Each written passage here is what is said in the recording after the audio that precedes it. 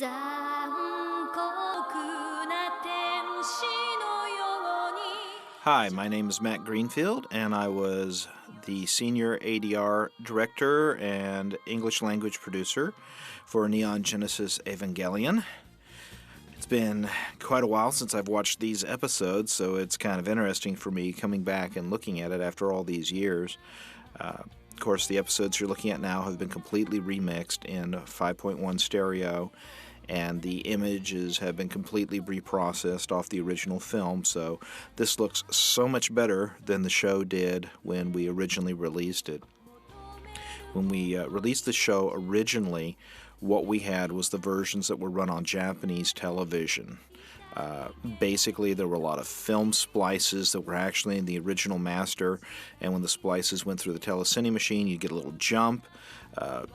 The state of video encoding back then was nowhere near where it is now, so the colors would bleed, and of course it was simply a stereo mix. So this is really an interesting experience, going back and taking ADR work that we did so far back and repurposing it for this version. Wade Shimwell, who is the mixer for the 5.1 version, has done a phenomenal job. I watched the finished results just the other day and was stunned at how really nice this show sounded for something that was recorded under the conditions it was originally recorded on. You have to understand that when we did this show originally, ADV had only done a half dozen or so English language dubs, and this was only the second TV series we had started. We had just, a few months before this, started production on Blue Seed, which was our first commitment to a long show. Up until that point, we'd only done OVAs, and even the longest of those was like a 5-episode series. We had done Mighty Space Miners, we had done Samurai Showdown, we had done the first Devil Hunter Yoko, the first Burn Up, and the first 2 Gunsmith Cats, among others.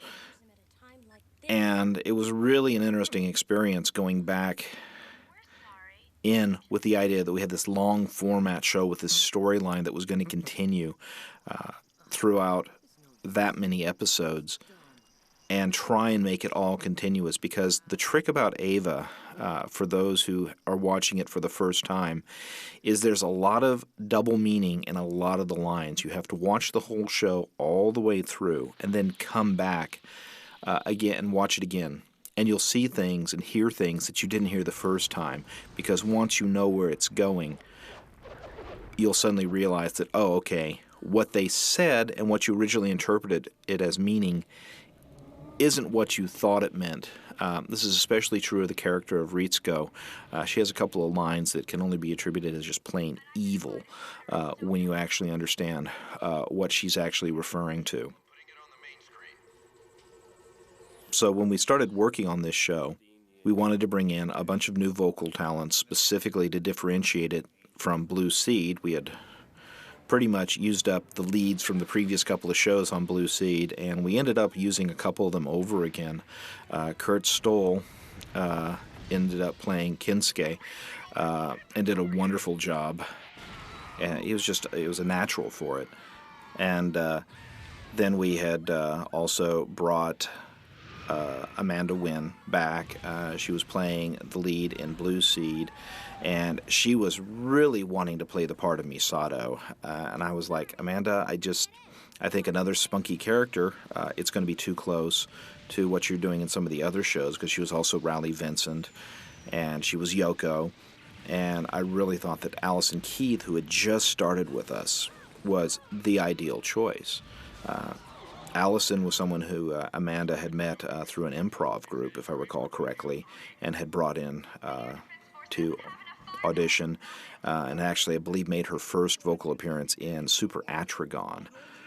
But she was, at the time, she had just been cast in Blue Seed as Sakura, and she just really had a natural flair for it, and she could also do a lot of things that were natural for Misato, like belch on cue, which turned out to be very useful. But anyway, Amanda was really dead set on Misato, and I said, honestly, Amanda, I've seen the show a couple of times. You want to play Ray. It's going to be a nice stretch for you. And she has never, ever regretted ending up taking the part of Ray because, of course, Ray is such an iconic figure and is so immediately identified with Ava in people's minds. The other major female character, Asuka, people kept saying, who's going to play Asuka? It's going to be Tiffany Grant, isn't it? Because everybody who knew Tiffany and who knew the Asuka character said, there's just so much about Tiffany that just reminds us all of Asuka. Not saying she is Asuka, but there's a lot of Asuka in her. Plus, the fact was that Tiffany could actually speak German, and actually ended up writing the German dialogue for the show, because most of the German that Asuka speaks turned out to be pretty pidgin. In some cases, we're not even sure what they were trying to say, so we had to kind of reconstruct it from scratch. A lot of new people did start on the show, though. Gil Lundy, who plays Feudsky, this was pretty much his first major role for us. Tristan McAvery had done a few small parts, but this was his first major role. And Spike Spencer was brand new to us. He had done a few quick parts, and Spike will actually be on the commentary track later. We'll talk more about that then. But this was really only his second lead character. And casting Shinji was really, really difficult because the Japanese performer was actually a woman. And we tried a number of women reading the part of Shinji. We tried some actual kids and found that the kids that we were able to find at that time simply didn't have the dramatic range. And the women all sounded too young. You can buy the Japanese Shinji, I think partially because he's speaking in Japanese, which is a little harsher language, and also because they were really lucky and they got a phenomenal performer who could play that low.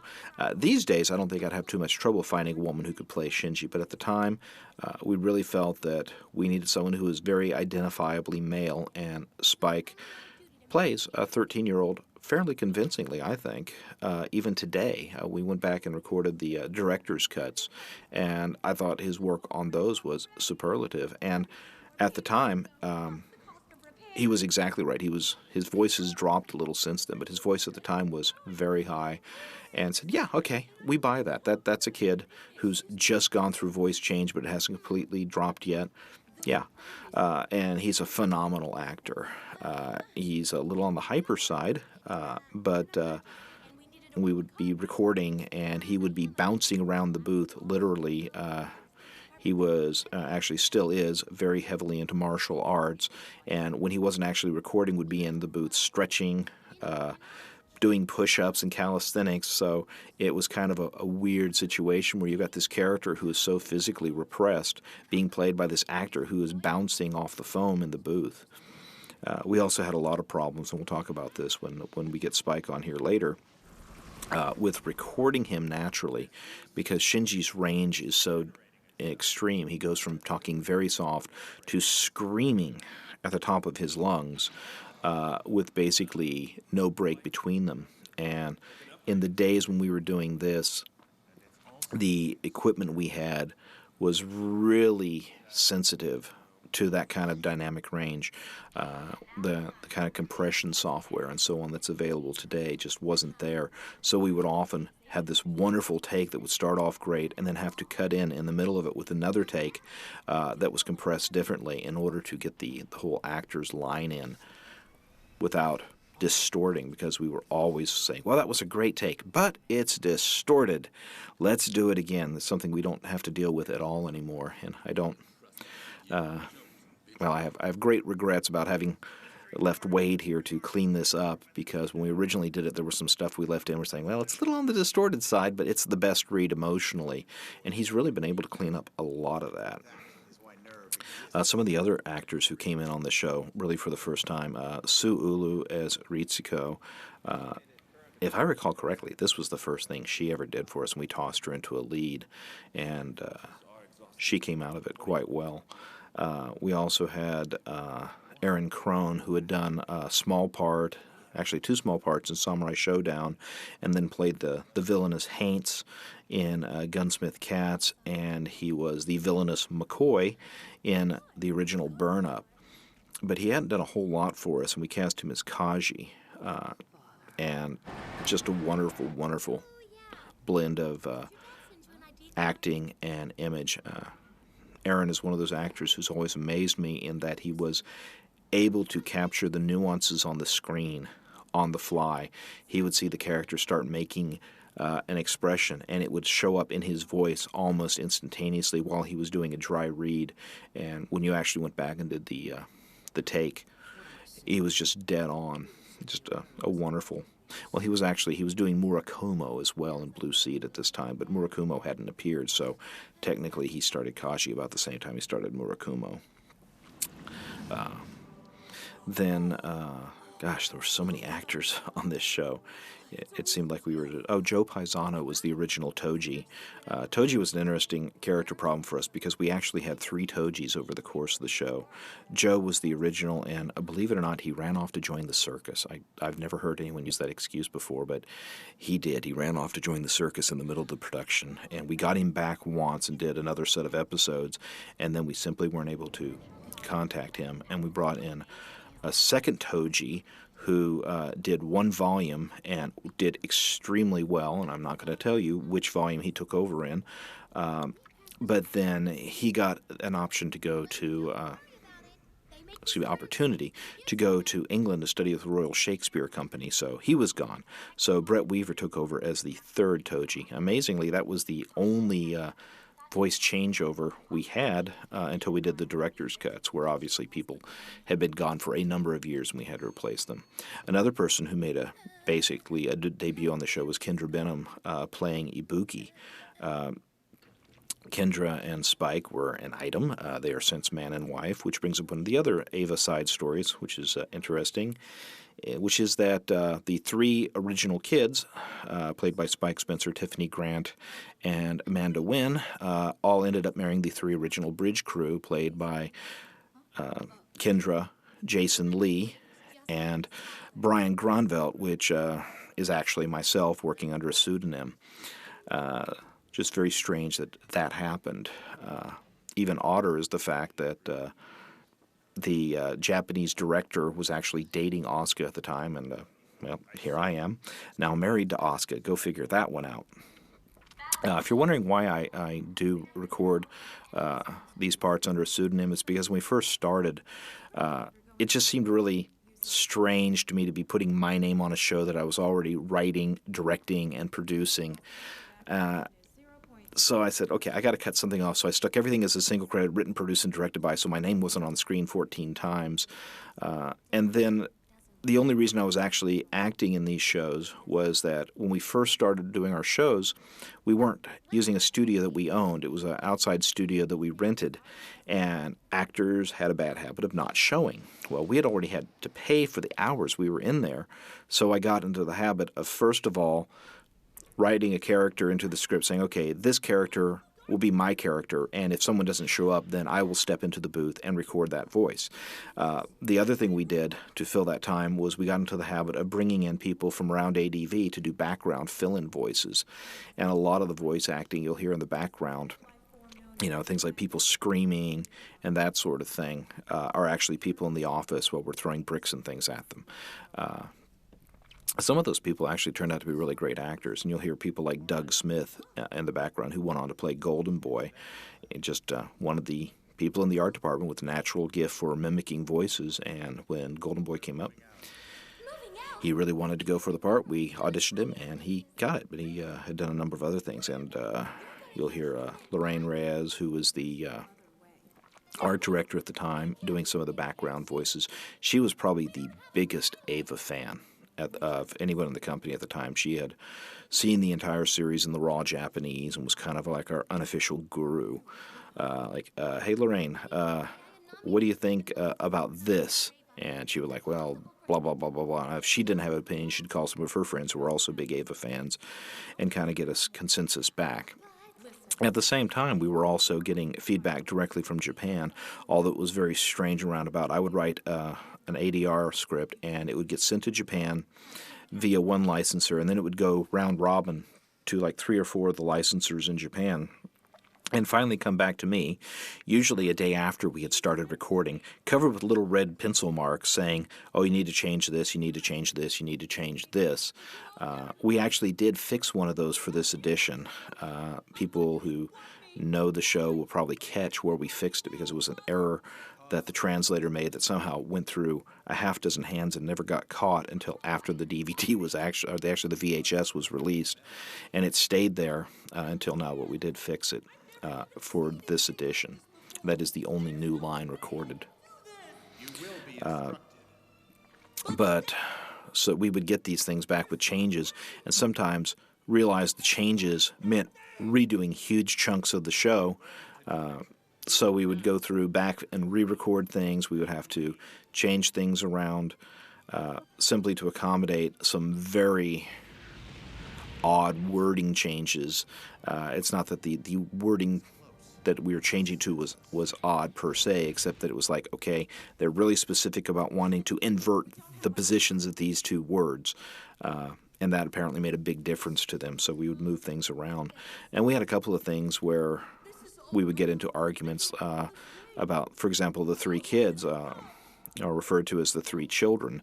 But when you have them singular, one of them by themselves, the Japanese kept correcting the script to say, well, this is the first children, this is the second children, this is the third children. And we had to keep coming back saying, that just doesn't make sense in English. But sometimes you would get these things that they had decided they wanted for the English version. For example, the fact that the attacking entities are called the angels. Well, that's really not what the word in the Japanese translates to exactly. It's closer to something like emissary or maybe an apostle. But they really were fixated on the idea of having angel. And it works well in the context of the show. You need something like that to give it a dynamic. And if it was the emissaries or whatever, it just would not have had the same ring. So I give them full props for understanding that. On the other hand, there were occasions where you'd be going like, I don't really quite understand why you're doing this, but if that's what you want, that's what we'll do. If you'll notice, in between each and every one of the episodes, there'll be 2 titles, once in Japanese, once in English. They are not the same titles. The show has separate titles for the first and half of each episode, and each version has an English version and a Japanese version. They may match, they may not. So sometimes those aren't translation errors that people notice. It's the variations in what the 2 titles mean.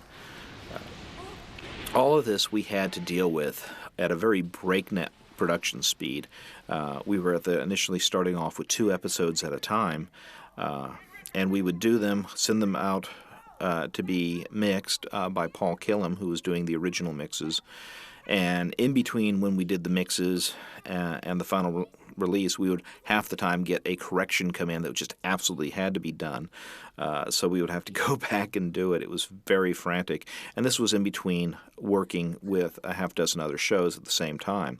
That's why Amanda Wynn came on as my co-director for the first dozen or so episodes of the show, because the way we were working at the time was that I would direct the key characters, and then she would go in and direct other scenes. And as we progressed, she started doing more of the key characters. But eventually, we came to the situation where I ended up directing the entire thing for the last batch of episodes. It was incredibly hectic, and I would never go back and do it that way again. But at the time, because of the nature of all the constant changes, it was the only way to keep things moving smoothly. And when I went back into the director's cuts, I was really actually kind of surprised at how smooth the last couple of episodes were compared to the earlier ones. And I think that's partially because our actors had gotten so much more accustomed to the process. I'm talking about recording the new versions of the dialogues. We had to re-record a lot of dialogues for the director's cut version. And partially because the intervening years had made it a lot more crystal clear as to what was really going on. I've had a lot of time to think about Ava and live with Ava in my head and go over it, and I've read a lot of stuff in between, things on Asian philosophy, and what really helped more than anything else was working on the show Gasaraki, where it was a similar situation to Ava, where we were working very closely with the creators, but without the buffer of a half dozen licensors between us. And on Gasaraki, I was fortunate I could actually send an email, and it would go to the person who actually did something. And they set me on a lot of trains of thought, research, that really helped understand what the dynamic they were really going for as an undercurrent. And once I had that idea, that's what they were trying to do, I could look back and say, okay, this is also what they were trying to do on Ava. At the time when I was doing Ava originally, it was more a question of, okay, I know the story points, and I know where it ends, and I know the double meanings on everything. I'd watched the show twice all the way through with the full translations. But just because I knew what was going to happen, what was going on, there were some elements that you come back and think afterwards, like, there's so many potential meanings in there. And I think initially my first time through, I was very literal. And then the second time through, I got a little bit maybe too metaphysical on the meaning. But it all came out pretty well. It's an interesting show because a lot of what people react to in Ava, frankly, are red herrings. There's a lot of stuff that's put out there that appears to have a great deal of meaning that doesn't really have as much meaning as they would like you to believe, but they're trying to make you think. They're trying to make your brain function a little bit more efficiently. And so if they throw a lot of things out there that don't necessarily connect completely, it still accomplishes the goal of putting into your mind that, okay, look around the corners, look underneath things. This is an interesting bit right here. I'd completely forgotten about some of these things until we did the director's cut. And I'd forgotten that one of the big problems we had was that a lot of the sound effects work we were getting wasn't complete. And one of the things we found that was missing was, strangely enough, the sound effects of the Ava, which, as we go into the next episode, they make this long, screaming sound, which if you actually take the Japanese version and pitch it up, you realize it's actually an actor just sitting there on the soundstage making the sounds. And I ended up doing all of those for the series. I had completely forgotten about that until we did the director's cut. And there was a bit where we had to do it. I'm like, oh my God, I've forgotten about that. But that's the problem you run into when you're working on a show that's being done on that kind of rush basis, is you get materials and you're like, oh, okay, do we have everything? It looks like everything's there. And then while you're recording in the booth, you're like, ooh, you know what? There's a sound effect missing there. That coffee cup sound's not there. It's a minor thing, but we ended up folding a lot of that stuff live. And now that we're going back and doing the director's cut and that those effects are actually in there, we're having to cut that stuff back out again. It's kind of funny. Well, we're going to go ahead and wrap up this section and bring in Mr. Spike Spencer.